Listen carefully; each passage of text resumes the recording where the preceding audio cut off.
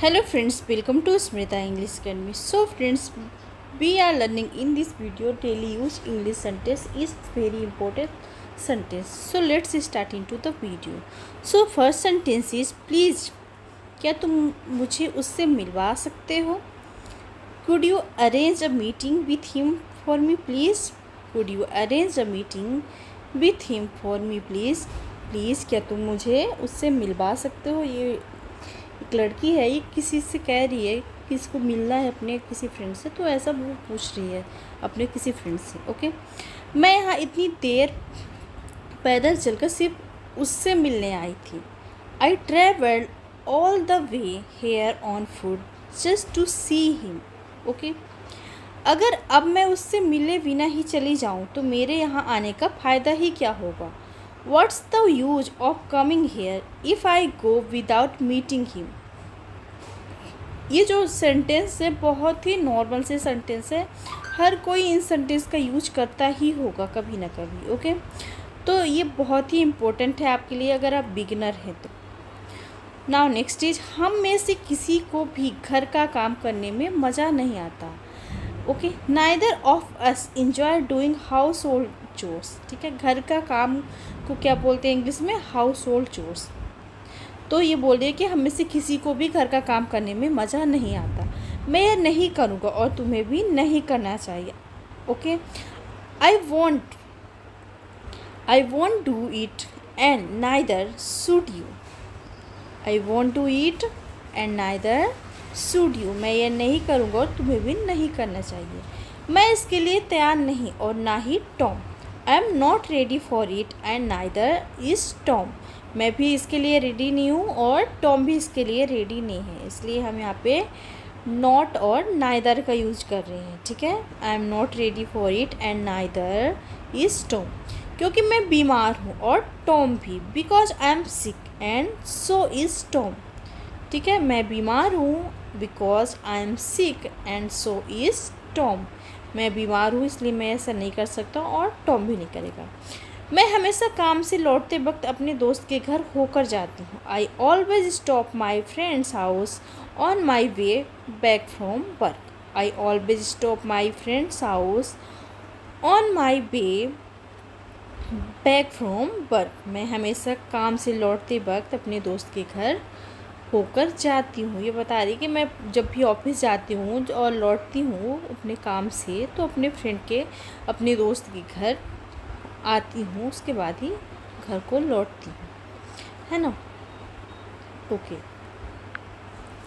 आगे वो क्या बोलती है, जब से उसके माँ बाप की एक कार एक्सीडेंट में मौत हुई है वो बिल्कुल अकेली पड़ गई है। She has been all alone ever since her parents died in a car accident. कि जब से उसके माँ बाप का एक्सीडेंट हुआ है कार से, वो एकदम अकेली पड़ गई है।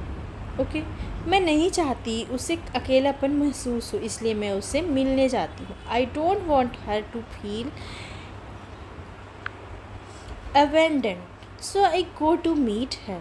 ओके, तो मैं नहीं चाहती कि उसको अकेला फील हो। ठीक है, अबेंडन मतलब होता है अकेलापन। तो वो बोल रही है कि मैं नहीं चाहती कि उसको अकेला फील हो, मैं इसलिए मैं उससे मिलने चली जाती हूँ।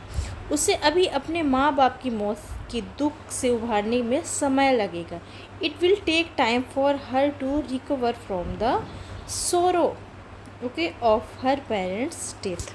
कि उसे अभी अपने माँ बाप के जो दुख हुआ है, जो मौत हुई है, उससे उभरने में टाइम लगेगा। कल मैंने तुम्हारा कम से कम 2 घंटे इंतज़ार किया। Yesterday I waited for you for at least 2 hours. Yesterday I waited for you for at least 2 hours. कि मैंने कल तुम्हारा कम से कम 2 घंटे इंतज़ार किया। ठीक है, ना तो तुम आए ना ही तुमने कॉल करने की जहमत की। Neither did you come yesterday nor did you bother to call.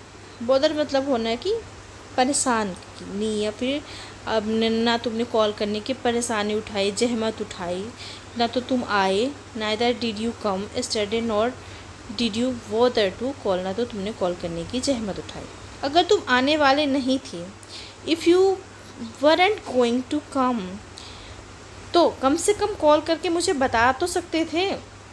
At least you could have called and told me. मैं बता नहीं सकती मुझे कितना बुरा लगा। I can't express how bad I feel.